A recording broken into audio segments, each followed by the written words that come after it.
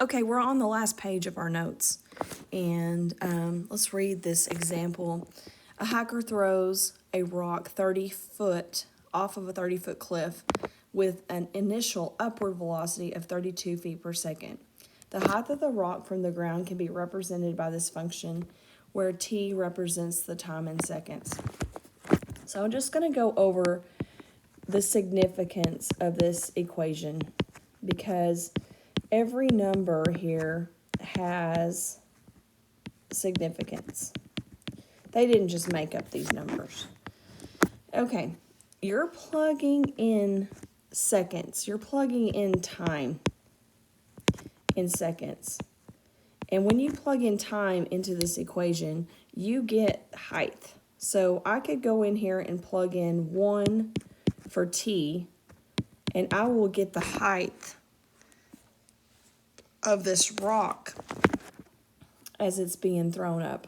So let's kind of draw a picture. So I'm throwing up the rock, and it's coming down, and we're 30 feet off the ground, and we're 32 feet per second is how fast we threw it up. Okay. So this has significance. So every time I plug in a time in seconds, I will get the height that where the rock is at. So if I have 0 time, no time has passed, this rock is at 30. If I plug in 0 for t, this rock is 30 feet off the ground, which is the cliff. And so this number is in this equation.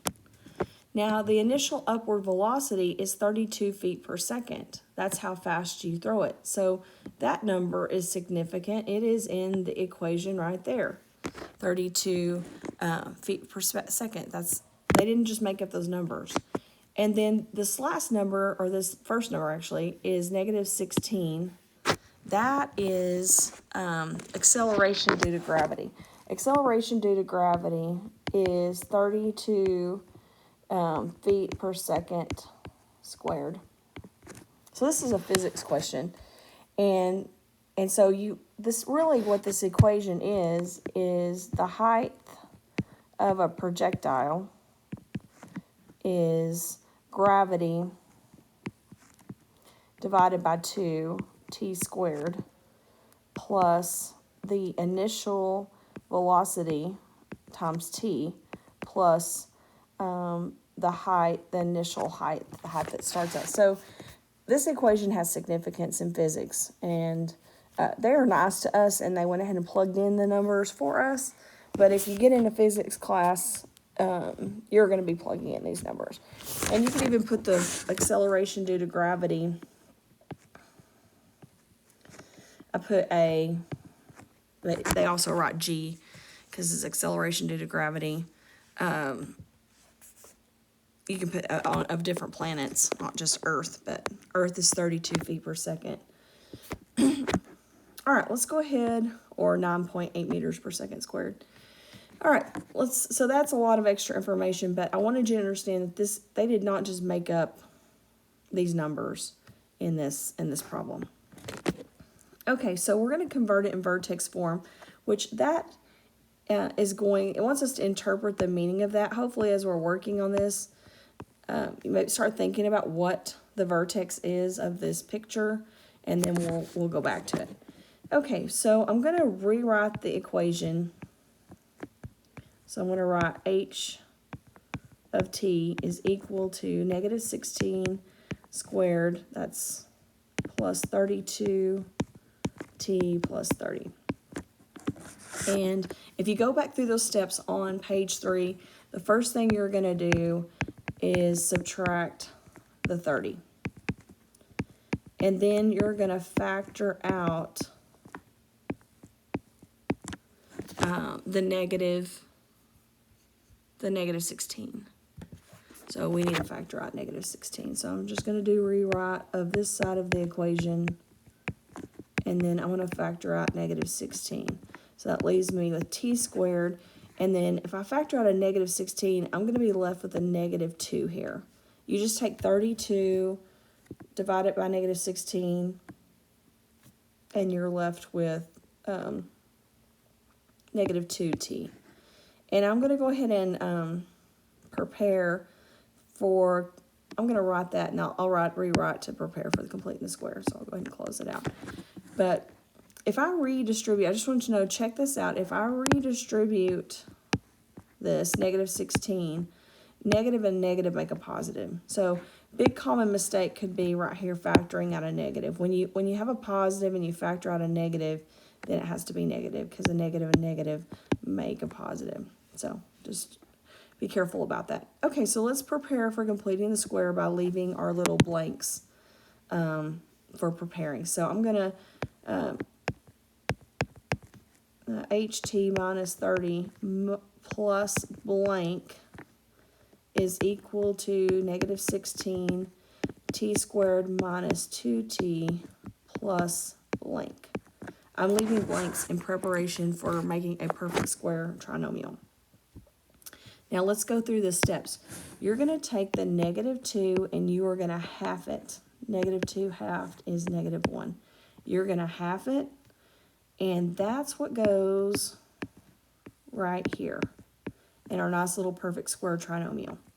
I go ahead and write that down because I want to have it there so I won't forget it.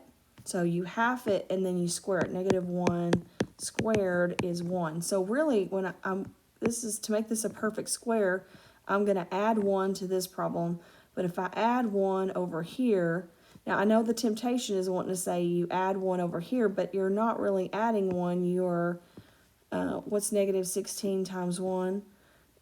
To keep things balanced, you're really putting a negative 16 here. What I'm really doing is I'm adding a 1, it looks like, but it's negative 16 times 1. So I have to offset that on the other side. If you recall, we did this when we completed the square in January. Okay, so I'm going to simplify this. T 30 minus negative 30 minus 16 is a negative 46. So now I have it in vertex form. If you recall, I'm going to write it here. This is vertex form. Oh, actually, I have to do one other thing. I need to add that that 46 over, and then it will be in vertex form. So add the 46 over here. So I'm going to rewrite it in vertex form right here. So ht is equal to negative 16 t minus 1 squared plus 46. Now it's in vertex form. And in black, I'm going to, underneath it, I'm going to write vertex form. This is A, and it's x minus h squared plus k. If you go back and look on the very first page, your h and your k is your vertex. So your vertex is going to be, and I'll give you a minute to figure out what that is. What is my vertex going to be? It's going to be HK, whatever my HK is. Your H is 1 and your K is 46. So if you go back and just want to go back and remind you, the most common mistake, one of the common mistakes of this is right here. You know, the equation has a negative in it, and so if it's negative, it's just a positive 1, and if it's a positive, it's negative. So whenever you take it out of the equation, so just want to be careful of that. So there's your vertex. So I've answered the first question. I first converted it into vertex form. That is done right here. The vertex form, and now I identified the vertex. The last thing it wants you to do is to interpret the meaning. Now this is meaning, you have to write a sentence. You got to explain what this 146 is. And so what happens is the rock is going to be at a maximum height, is at a maximum height of, is it a maximum height of 1? No, it's a maximum height of 46, and let's put our units, it shows understanding, 46 feet after 1 second. So he's throwing the rock up in the air 32 feet per second. And so after 1 second, it's at a maximum height of 46 feet. And then it's going to be on its way down. Okay, let's look at the last example, example 6. And it is another word problem, but they tell us some standard form of equations do not convert into vertex form as easily as the example in this lesson. So sometimes it's it's harder. And we practice this with completing the square of maybe having a fraction there. Sometimes it just isn't, the numbers don't come out perfect. And so sometimes we have fractions and stuff. So that's what they're getting at. So Olympic divers, and it's talking about the b divided by 2 squared. That's, taking your middle term, you half it, and you square it. So we're about to do that. The Olympic diver's height above the pool after diving from a 10-meter platform. So I'm going to kind of come over here and just kind of give you a picture. So we're on a platform that's 10 meters. And he's jumping into, the swimming pool. And it's represented by this equation. Gravity is going to pull him down. So now let's look and see what's going on in this one. So his height above the pool after diving into meter platform, or this equation. Okay, I'm not sure if their numbers all match up like the last one did. All right, let's convert it into vertex form. So we're just going to do the same process that we did a while ago. We're going to take the height, and we're going to go ahead and subtract the 33 over. And I'm just going to rewrite here.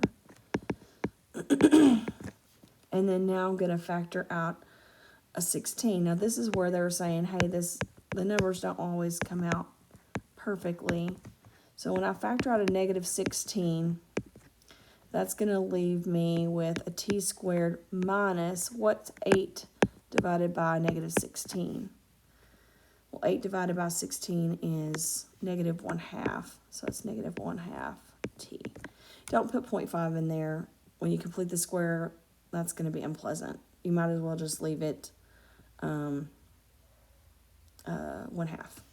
Okay, so now we're going to complete the square. So I'm going to go ahead and leave my blanks, plus blank.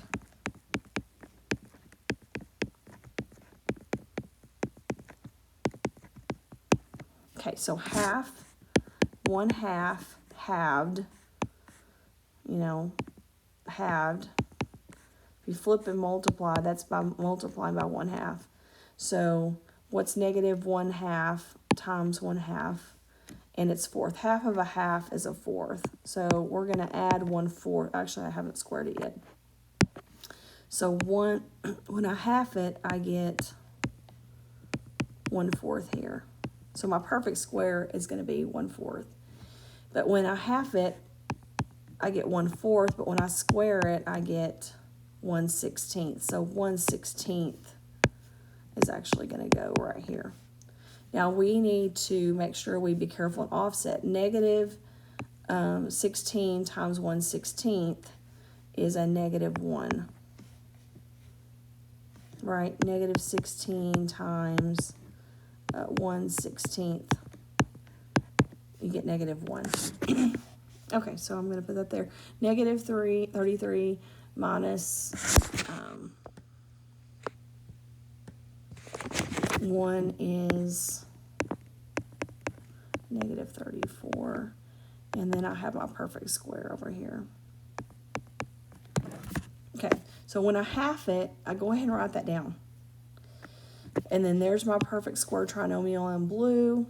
And I made sure I offset it correctly. I'm not quite done yet. I just need to add over the 34. And then it's in vertex form. So h with respect to t, the height with respect to time,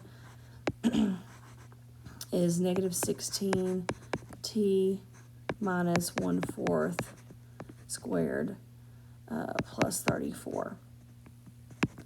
Now let's look at the other questions. It says convert the function in vertex form. I'm going to go ahead and box that. That's this right here. That's in vertex form. Identify the vertex and interpret the meaning of the applied situation. So the vertex is your HK. So your vertex, this is your H. And this is your K. If you look at it in vertex form, so my H is 1/4 and 34. So it says, then you interpret that, and it says that the diver reaches the maximum height of 34 feet. I guess the reason why my numbers didn't match up earlier is they converted their meters into feet, and that's how they got. So 10-meter platform is a 33 feet platform, and he jumped 10 feet per second was how fast he jumped. So they started out in meters, but this formula is for feet. So that's what they did. I was wondering why the equation didn't come out. Okay, we're almost done. So that means that the interpretation is at 1/4 of a second. The diver is at a maximum height. At 1/4 of a second, the diver's at a maximum height of 34 feet. Okay.